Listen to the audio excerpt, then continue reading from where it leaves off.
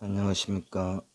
오늘도 부처님 말씀 들으시는 모든 분들 일체 번뇌와 고통에서 벗어나 늘 평화롭고 행복하시길 기원합니다. 오늘 부처님 말씀 승가의 정신 이어 읽겠습니다.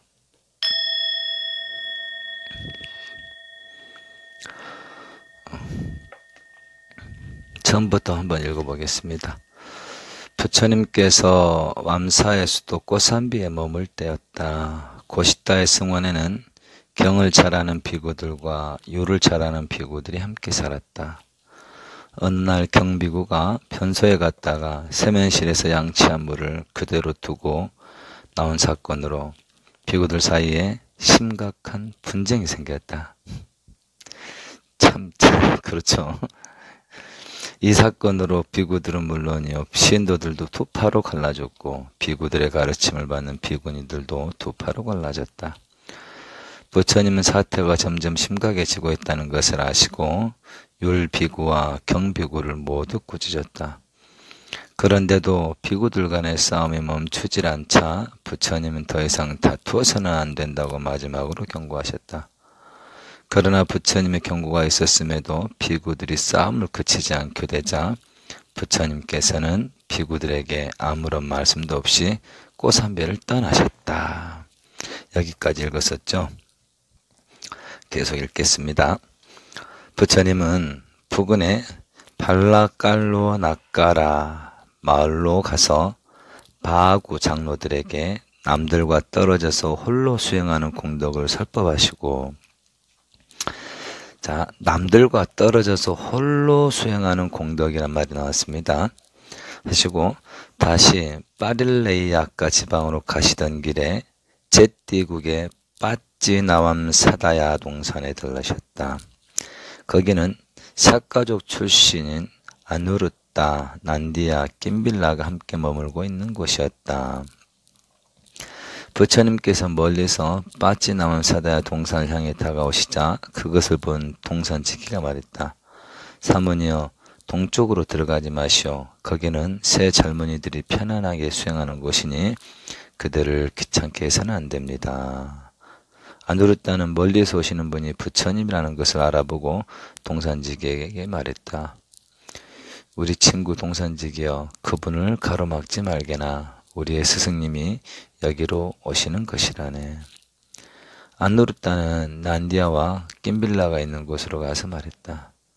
존자들이여, 어서 가세. 부처님이 이곳으로 오셨다네. 세 사람은 부처님에게 다가가서 한 사람은 가사와 바로를 받아들었고 한 사람은 부처님이 앉으실 자리를 마련했고 한 사람은 발 닦을 물을 길어왔다. 부처님께서 자리를 앉아 발을 닦으신 뒤 세 사람은 정중하게 인사를 드렸다. 이때 부처님께서 말씀하셨다. 그대들 세 사람 모두 잘 있었는가? 생활하는 데 불편한 것은 없었는가? 거시가는 데 어려움은 없었는가? 네, 저희들은 아무런 불편 없이 잘 지내고 있습니다. 그대들은 서로 다투지 말고 물과 우유가 섞이듯이 우정어린 눈으로 서로를 바라보며 한마음으로 합심하여 화목하게 살고 있는가? 네, 저희들은 우정어린 눈으로 서로 바라보며 화목하게 살고 있습니다. 어떤 방식으로 화목을 유지하고 있는가?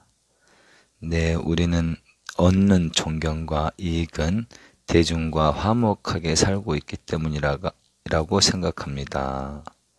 우리가 얻는 존경과 이익은 대중과 화목하게 살고 있기 때문이라고 생각합니다. 맞죠? 공개적이든 비공개적이든 한 개인의 말과 행동은 대중 전체에게 영향을 미치게 되므로 개인의 의지는 양보하고 오직 대중 전체의 뜻을 존중하며 살아야 한다고 생각합니다. 그러면 우리들의 몸은 서로 다르지만 마음은 하나가 된다고 봅니다. 이런 방식으로 저희들은 싸움 없이 물과 우유가 섞이듯 애정 어린 눈으로 서로를 바라보면서 화합하여 살고 있습니다.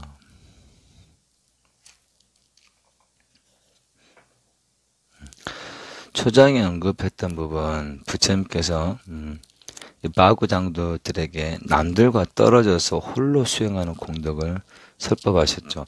이 홀로 수행하는 공덕은 그렇습니다. 우리가 처소에서 공부하는 것을 우리가 권장하거든요. 왜 그러냐면은 대중 생활 그 자체가 우리를 공부를 시켜주고, 예, 우리에게 울타리가 되어주는 게 있거든요. 대중살이 그 자체가 공부하는, 그 자체가 수행이고, 그래서 힘을 받을 때까지는 대중처소에서 힘을 길러가지고 어느 정도 힘이 있으면 이제 홀로 수행하는데요. 말 그대로 생각을 해보십시오. 마장이 들어오는 걸 대중이 울타리를 쳐서 그 마장을 막아주는데, 이제 혼자 수행을 하면 그 들어오는 마장을 오로지 혼자의 힘으로 이겨내야 되는 거예요. 무시하거나 모른 척하거나 있는 그대로를 바라보고 그냥 사라질 때까지 그대로 관찰한다거나, 어차피 이거는 혼자만의 힘으로 해야 되는 겁니다. 대중이 많이 모이면 많이 모일수록 그 자체 방어벽이, 울타리가 자동으로 쳐지거든요. 예. 무슨 말인지 아시죠? 예. 그런 게 있고, 또 혼자 생활해 가는데 대중이 살면 각 시간마다 짜임새 있게 시간표가 있지만 혼자 하면 그런 게 없기 때문에 혼자서 그것을 지켜나가는, 그게 또 엄청나게 힘이 또 작게 됩니다. 그래서 혼자 수행한다는 것은 정말 자칫 잘못하면 정말 독각으로 빠지고 사도로 빠질 수 있는 아주 위험 요소가 다분히 있습니다. 예, 그래서 철저하게 힘을 길러서 잠깐 혼자서 수행하는 괜찮지만은, 이렇게 힘이 생기기 전까지 홀로 정진한다. 물론 이제 하나의 과정으로서 경험하는 정도로는 상관없지만, 자칫 잘못하면 큰 수렁에 빠질 수 있기 때문에 이 두 가지를 잘 아셔야 됩니다. 제가 봤을 때 일단 오는 마장 맞는 것도 힘들지만 스스로를 다잡고 나간다는 게 참 혼자서는 한계가 있어요. 그래서 우리가 대중생활할 때 기본 8시간에서 조금 타이트한 데는 12시간까지 정진을 하는데요. 독살이 하면서 하루에 딱 3시간만 정진해도 정각을 이룬다는 말이 있을 정도입니다. 예. 이해되시죠? 혼자 살면서 하루에 딱 3시간만 정진해도 정각을 이룬다고 말이 있을 정도로 혼자서 생활한다는 것은 참 많은 힘을 필요로 합니다. 예. 홀로 정진하는 어떤 수행 공덕이 그래서 그만큼 대단한 것이죠. 그리고 이제 어디죠? 아누루타와 난디아 낀빌라가 있는 곳으로 제자들에게 말이죠. 어떤 방식으로 화목을 유지하고 있는가. 그래서 아주 멋진 대답을 합니다. 우리가 얻는 존경과 이익은 대중과 화목하게 살고 있기 때문이라고 생각합니다. 이게 팩트거든요, 사실은. 예. 스님들끼리 하나가 되고 또 하나된 힘으로 대중들을 위해서 기도하고 수행 가르치고 법을 전했을 때 사실은 그 자체가 승가의 매력이고 승가의 위력이거든요. 그래서 또 그런 말을 하죠. 한 개인의 말과 행동은 대중 전체에게 영향을 미치게 되므로 개인의 의지는 양보하고 오직 대중 전체의 뜻을 존중하며 살아야 한다고 생각합니다. 라는 말이 있습니다. 예. 개인의 의지는 양보하고, 왜냐? 한 개인의 말이 곧 대중 전체에 영향을 미치기 때문에. 그래서 몸은 서로 다르지만 마음은 하나가 된다. 이런 표현을 썼습니다. 예. 제 승가의 이제 그 생활 양식에 대한 건데요. 꼭 승가로 국한되지 않고 우리가 어떤 조직 생활할 때, 팀플레이 할 때, 팀워크를 봤을 때 다 이해에 맞춰서 생활하면 될 것 같습니다. 예. 내 개인의 의지는 양보하고 팀 전체 등을 존중하고 또 내가 나에게 좋은 아이디어가 있을 때는 팀 전체에게 반드시 내 뜻을 이렇게 정확하게 전달해서 내 뜻을 팀의 힘으로 도움을 받을 수 있도록 그러한 플레이가 팀워크를 다지는데 좋은 팀이 되는데 좋은 조건이 되겠죠. 다음 네 종류의 사문이라는 제목으로 읽어보겠습니다. 28번째 이야기, 승부편 28번째 이야기네요. 부처님께 빠와성의 대장장의 아들 준다가 공양을 올렸다. 부처님께서 공양을 마치시니 준다가 여쭈었다. 천상에서나 인간에서 가장 존엄하신 분이시여 이 세상에는 몇 종류의 사문이 있나이까? 부처님께서 말씀하셨다. 네 종류의 사문이 있으니 돌을 닦는 것이 아주 뛰어난 사문. 첫 번째, 돌을 닦는 것이 아주 뛰어난 사문. 두 번째, 돌을 알고 잘 설명하는 사문. 세 번째는 도에 의지하여 살아가는 사문. 네 번째는 도를 위한다고 하면서 악행을 하는 사문이 있니라. 사람들은 대개 나의 제자들은 모두 지혜가 있고 청정하고 결백하리라고 생각한다. 그렇지만 사실은 착한 사람도 있고 악한 사람도 있다. 그러므로 모든 제자들을 동일하다고 말할 수는 없느니라. 여기서 우리가 좀 의구심 가질 만하죠. 부처님 제세 당시에 머리 깎은 부처님 제자들을 부처님께서 이렇게 평을 하셨습니다. 다 착할 거라고 생각하는데 그게 아니고 착한 사람도 있고 악한 사람도 있다. 근데 왜 악한 사람을 머리를 깎아 주셨을까요? 그 악을 막을 수 있는 유일한 길이 있기 때문에 그걸 보고 이제 그렇게 해 주셨겠죠. 그래서 그때 당시 이제 부처님 이때쯤 되면 지금 춘다 이야기 나올 정도 되면 거의 끝물이잖아요. 부처님의 이제 말기인데 이 정도 되면 어마어마한 부처님의 세력이 인도 북부를 동북부를 지배할 정도가 되죠. 그래서 정말로 석가족의 모든 그 왕을 계승할 수 있는 왕세자들이 다 출가할 정도로 그 정도로 출가의 붐이 일었기 때문에 많은 사람들이 또 인도는 이제 카스트 제도가 발달했는데 그 카스트 제도를 뛰어넘는 게 이 부처님 승단 안에는 그게 영향을 안 받기 때문에 그것도 엄청나게 클 겁니다.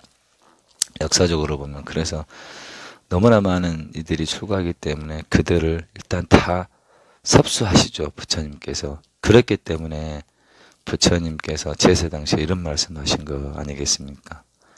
사실은 착한 사람도 있고 악한 사람도 있다. 그러므로 모든 제자들을 동일하다고 말할 수는 없느니라. 부처님 제세 당시에도 이 정도인데 뭐 지금이야 말이 못하겠습니까? 계속 읽겠습니다. 착하지 않은 사람이 착한 사람을 비방하고 헐뜯고 있나니 그것은 마치 곡식 속에 잡초가 있어 곡식의 열매를 해치는 것과 같다.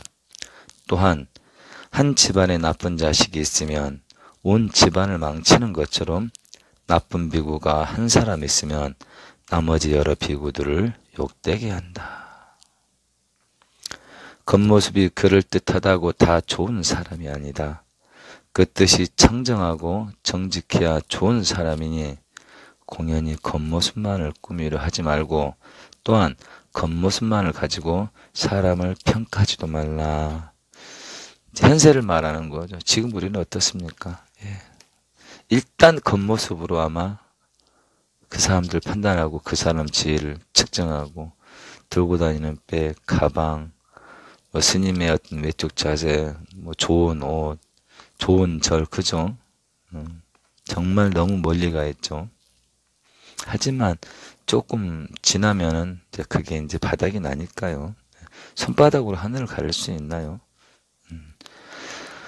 아무튼 만약 붓다를 믿고 법을 따르며 출가자를 공양하면 죽어서 반드시 천상에 태어나느니라. 붓다를 믿고 법을 따르며 출가자를 공양하면 죽어서 반드시 천상에 태어나느니라. 사실은 그 순간 해탈열반의 맛을 보게 되죠. 법을 믿고 따르며 출가자를 공양한다는 것은 수행자를 존경한다는 말로 좀 의역해야 될 필요가 있겠습니다. 예. 부처님 믿고 법을 따르며 수행자를 공경한다면, 공경하니까 공양을 하는 거겠죠. 이렇게 하면 현세의 니르바나의 맛을 보게 되는 거죠. 니르바나를 겪게 되는 거죠. 체험하게 되는 거죠. 해탈열반의 그 자리를 앉아보게 되는 거죠. 그러면은 사후는 당연히 극락세계가 되는 겁니다. 이렇게 우리가 접근해야 될 것 같습니다. 경을 밝게 하는 사람은 음심을 버리고 분노를 버리며 사견을 따르는 어리석은 마음을 버려야 할 것이니 나쁜 사람 하나 때문에 여러 사람을 다 나쁘다고 하거나 책망해서는 안 되느니라.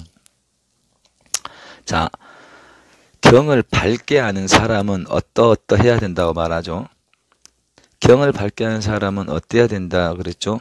음심을 버려야 되고 분노를 버려야 되고 사견을 따르는 어리석은 마음을 버려야 할 것이니, 그렇죠. 근데 제 생각은 그렇습니다.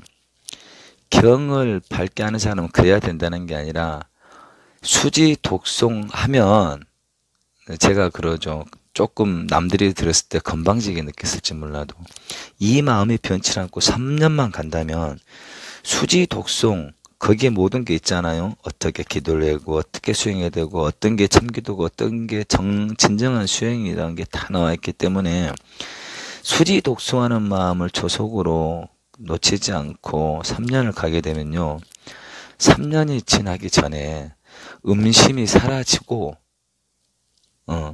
이제 삿된 음심을 말하는 거랬죠. 정상적인 부부 관계도 이제 조금 작아지겠지만, 그러니까 삿된 어떤 사고방식이나 삿된 기운들이 멀어져요. 멀리 해야지, 참아야지가 아니라 그냥 멀어져요.